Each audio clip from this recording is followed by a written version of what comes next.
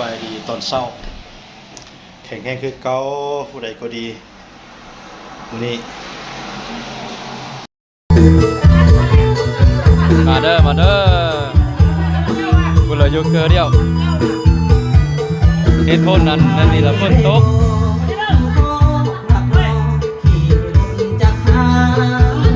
เราบ่มีเวียกเฮ็ดเลยไปหาเดียวนี่แหละมื้อนี้ก่อนเมื่อระยะเดียวละตัวโอ้คันนี้ตามเลยเอาบ่มีบ่เอาบ่คุมบ่นี่Good morning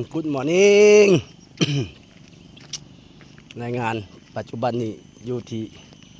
บ้านผลเมืองหน่อยยังบ่ทันมีหานเล็กที่แล้วก็